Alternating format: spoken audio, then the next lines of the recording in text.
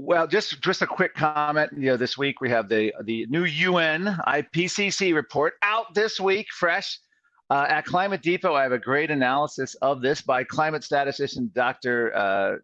Matt Briggs, who says the IPCC reports are wrong for decades, but they're always wrong in the direction our rulers want them to be. You can't be fired for being wrong in the right direction.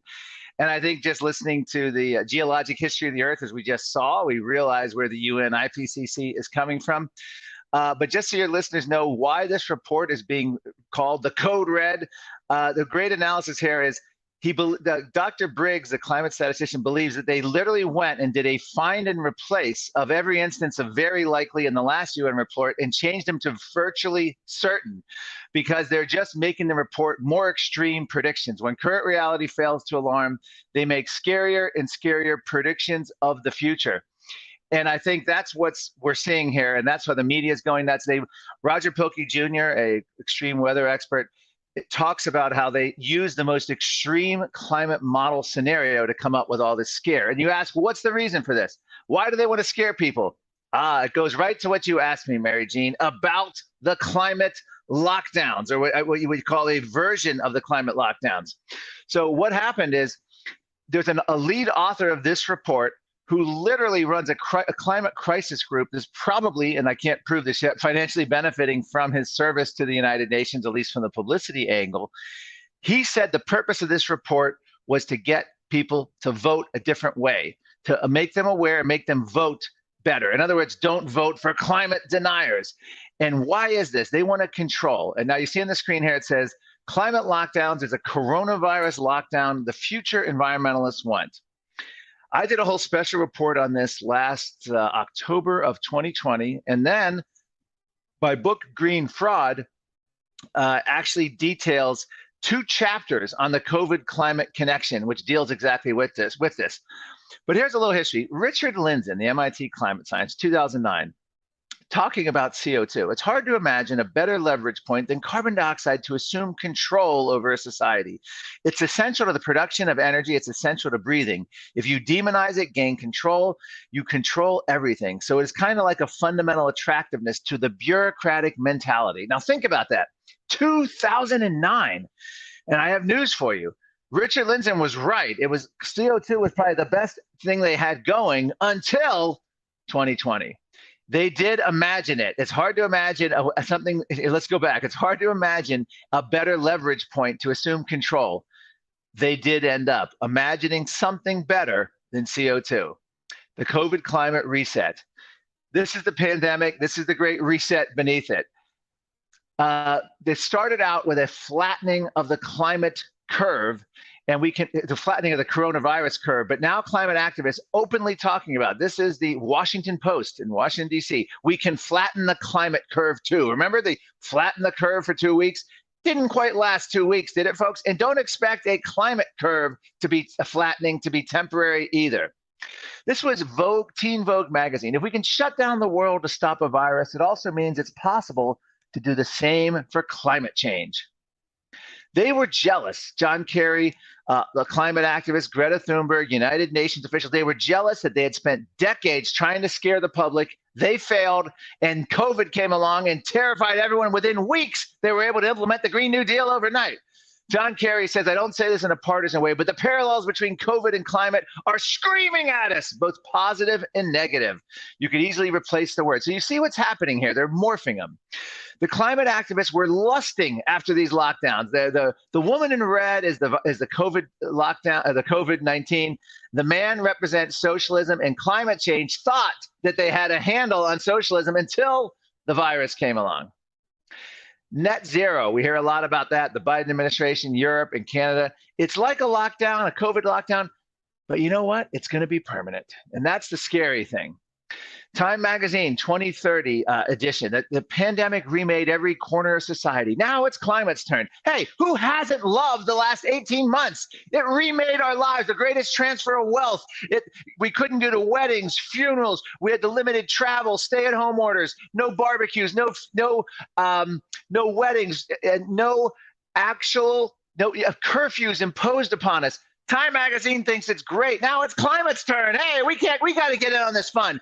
Remember what Richard Lindzen said? It's appealing to the bureaucratic mentality, i.e. the progressives, the Marxists, the socialists. Climate lockdowns. What happened let me see if I have that quote here, but in 2013, Ivo de Boer, the former UN climate official, actually said the only way we can achieve the climate goals of the United Nations is to shut down the global economy. Bingo! We actually did shut down the global economy.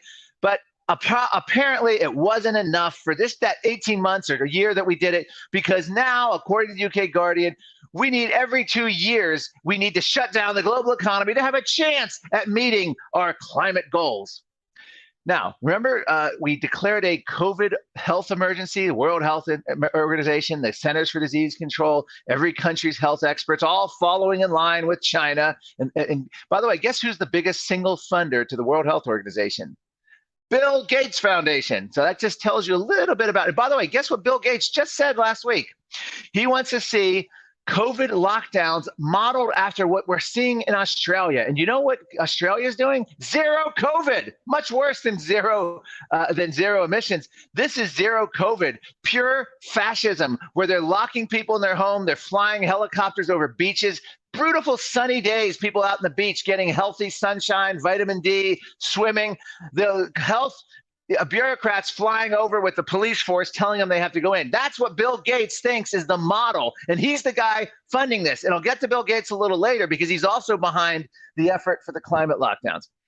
Senator Schumer, New York senator in the United States Senate, urges Joe Biden to declare a climate emergency. Now, think about that for a second. Joe Biden declares a climate emergency. He can suspend elements of democracy and start imposing restrictions. No, we can impose high gas prices. We have to stop these emissions. We're killing people. It's a public health threat. We have just recently, New York State declared gun violence a public health threat, so they could start confiscating guns. The Biden administration declared misinformation one of the number one public health threats. So now they can start censoring Americans and even going after private techs. Do you see where this is going? The climate activists realize that a quick imposition of some kind of emergency powers of government, you can do whatever you want. There's no meetings of legislators. There's no hearings. It's just go, go, go, appealing to the bureaucratic mindset. Climate lockdowns. 2021, this report came out in, I believe, June of 2021. International Energy Agency Net Zero report urges behavioral changes to fight climate change. A shift away from private car use, upper speed limits, and thermostat controls, limits on your hot water, and more. Upper highway speed limits. 50% of car trips in cities are shifted to buses, cycling, and walking. By the way, we're seeing this in France. They're actually banning short-haul flights because it's bad for the climate. So you're going to be forced to take buses or trains. You're not going to be driving because they're going after private car ownership, and we'll get to that in a minute. Long-haul leisure travel, less than 6 hours, does not exceed 2019 levels. So we already know there's climate activists out there wanting to limit our travel. Heating temperatures, air conditioning temperatures monitored. This is the climate lockdown, the COVID lockdowns morphing to climate lockdowns. Now, I mentioned earlier about Bill Gates. Well, this is the academics in Australian National University. Climate change is a killer, but we don't acknowledge it. There's a second component which allows for pre-existing conditions. Let's add climate change to death certificates. Now, think about that. Bill Gates is on record in 2020. The actual economic and death toll from climate change will be much, much greater than what we have with this pandemic, unquote. Pause. Bill Gates just said in an interview that the model for COVID lockdowns is Australia. Australia and New Zealand are the most fascist, tyrannical lockdown models we have. Bill Gates is now telling us that climate change is a greater threat with a greater death toll than COVID. Now, I'm asking everyone out there, Mary Jean, think about the implication of that. Bill Gates, largest single funder of the World Health Organization. Bill Gates, the largest proponent of the vaccine mandates and profiting from the vaccine, pushing vaccine passports, is now publicly saying that climate is a greater threat, and he doesn't think America even did enough half measures, or Canada did. We should all be following the Australian tyrannical model. You see what's happening here. This is one of my fake certificates of death. Climate change, cause of death. This is a CNN screenshot, which I dutifully altered. This is actually a COVID death toll. But if you scratch out coronavirus and put in climate change everywhere where they have COVID or coronavirus, you can see where they're heading. This is going to be the media drumbeat. There was already undercover video. CNN is actually planning on moving from COVID to climate to start scaring people. And once they start declaring climate an emergency and they get these emergency powers, you're not going to have a say. You're not going to be able to tell your legislator, don't vote that way. Voting, committee hearings, and congressional vote, that's so old school. Come on, give that up. This is now a new world where people can just impose what they want upon us. Climate change, the United States, new cases of climate change. Now let's examine what this would mean if they add climate change to death certificates. Car crashes. If you die in a fatal car crash, guess what? You could be listed as a climate change death.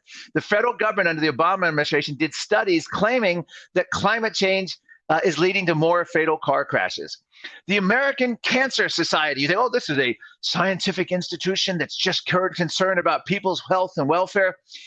They just announced in 2020 that climate change is increasing cancer risk, and the American Cancer Society fretting over the carbon footprint of cancer care. Now, let me ask you, if you've been diagnosed with cancer, do you want to be relying upon a cancer society that frets over the carbon footprint of your care? Do you want to go to a doctor who's worried that life-saving treatment could hurt the climate, so he's hesitant to give it to you? Well, guess what? That's our future right now. Organ failure equals climate change. Al Gore touts a doctor in his book, every organ system can be affected by climate change. So guess what? When anyone dies, actual cause of death is almost always organ failure. Your heart's going to stop, brain ceases function. So anyone who dies now anywhere in the world, if you die of organ failure, it's a climate change death. We know that because Al Gore has already laid out the groundwork for it. So you must follow the science on this. If you die from cancer, car accident, organ failure, you could be a death toll statistic. And of course, let's not let reality interfere too much, but the climate-related death risk over 95, 99% drop since 1920. So even if climate change was a great threat, I think we got a pretty good handle on climate change. This is our future. This is what we're facing. It's absolutely terrifying. So with that, I think, is that my time for this question, or should I continue on here? If you want to take a few more minutes, that's totally fine. Okay, let me, have I canceled my face back on screen or no? Yes, you are. Okay. All right. So the amazing thing about this though is I'm going to send a scary note of doom tonight. I'm going to be a alarmist here for a minute if I can, not on climate, but on what's happening in the world. The UK House of Commons Speaker last year came out and said he was amazed at how compliant the public was with the COVID-19 lockdowns, how people went along with it. 2 weeks to flatten the curve, morphs into 18 plus months. Why not? Mask mandates, vaccine passports, restrictions on every aspect of your life that were unthinkable. And he said, now is the time. This was the UK House of Lords Commons Speaker. Now is the time to move over to climate. Well, we basically have a weakened climate. In my next discussion, Mary Jean, I'm going to get into the Klaus Schwab and the Great Reset and a little bit more into where they're headed with this and the absolute, scary dystopian future we're facing. I don't see us on a good trajectory to fight this right now. We are being hammered, crushed. Opposition leaders all across the world are weak. We have Republicans here in Washington, which are quite pathetic, the leadership on both climate and COVID. And we have many Republican governors who fell ill. My favorite Republican governor to fight this is Florida Governor Ron DeSantis. He's in a class by himself. He may have saved America from the COVID lock tyranny because he gave other Republican governors on the fence, the Texas governor, South Carolina governor, the Idaho governor, people who weren't as strong. He actually came out and fought these COVID lockdowns. He's not only fought them, but he's banned lockdowns. He's banned mask mandates. He's banned vaccine passports.